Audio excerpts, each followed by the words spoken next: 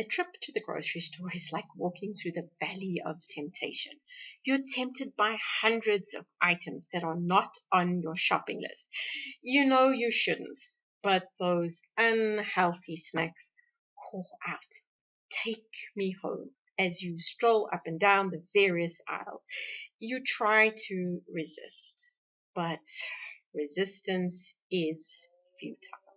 You're battling million-dollar marketing campaigns and your sugar gremlin, who is always hungry. Psychology and biology conspire against you. 9 times out of 10, you give in, adding junk to your shopping baskets or trolley.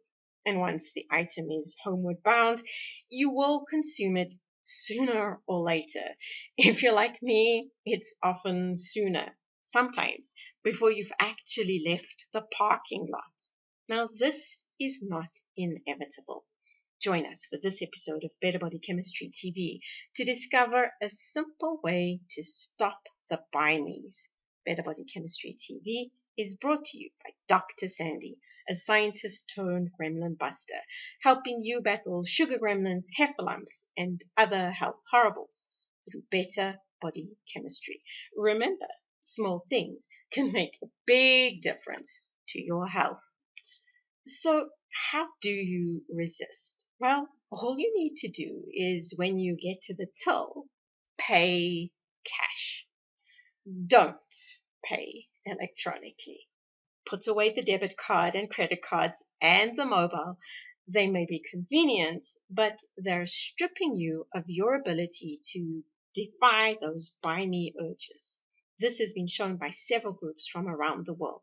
One study, carried out by researchers from the State University of New York, went so far as to peek inside the shopping baskets of shoppers. The research team teamed up with a large retailer whose till operations were able to record the items bought and how they were purchased, that is, cash, credit, or debit card. 1,000 shoppers agreed to have their grocery purchases scrutinized by the team for a period of 6 months. Now, to avoid the influence of hungry children and cranky mother-in-laws on shopping purchases, the shoppers were all from one-person households. That is, they were shopping for me, myself, and I. Now, the shopping experiences were highly variable. Some people only use cash. Others, well, they always use cards. But most people mixed and matched. The mixers showed some interesting trends in their purchases. When they paid cash, they bought less junk food. And when they swiped either a credit or debit card, they bought more junk food. Now, for the record, junk food was defined as cookies, ice cream, sweets, donuts, puddings, and potato chips. Basically, sugar gremlin munchies. So, why was the cash king? Well, paying cash for anything is inherently painful. Digging through your wallet to find those precious notes and coins, carefully counting them out and then handing them over feels like you're losing something. And you don't want to get to the till and not have enough to pay for your purchases. Having to put things back is embarrassing. In contrast, if you swipe a card, well, you feel nothing. That's not to say that you don't notice. You do, but much later. There may be lots of regrets, but in the moment you make the purchase, you don't feel a thing. The research team speculate that this sense of loss that accompanies cash purchases helps consumers focus. It focuses them to ask the difficult question, do I really need this? aka, is it actually on my shopping list?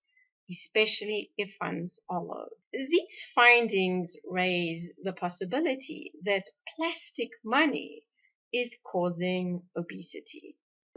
Well, maybe. Interestingly enough, as the use of cash has decreased, obesity rates have increased. Could this be more than coincidence? I know my shopping sprees can be impacted by what's going on in my purse. There's the beginning of the month, grocery shopping, and then there's the end of the month shopping sprees. They tend to look quite different. Are you an impulsive purchaser? Is the voice left standing invariably the buy me voice? Give yourself an unfair advantage. Lose the electronic money. Go back to paper. It might be a little inconvenient, but you will have to think through your purchases. And when you think about it, a box of donuts washed down with a strawberry milkshake probably is not really worth it. And if you stop some of those moments of overindulgence, it will help you create better body chemistry. It will also help you if you've got company when you're shopping. You won't be popular, but you won't be lying. If you're worried about your sugar gremlin throwing a tantrum, candy floss him. Download our free willpower report, which introduces you to 10 different biological weapons you can use to tame your sugar gremlin so you create better body chemistry and better health.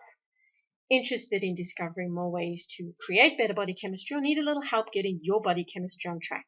Visit our website at www.betterbodychemistry.com. Browse our library or enroll in one of our courses or programs. The advice is simple to follow and based on real science, not hype. And know someone who finds the buy me calls hard to resist? Share this video with them so that they can boost their defenses. And if this is your first time here, be sure to subscribe to our channel so you catch future episodes of Better Body Chemistry TV. Thank you so much for watching, and I'll see you next time. Remember, small things can make a big difference to your health.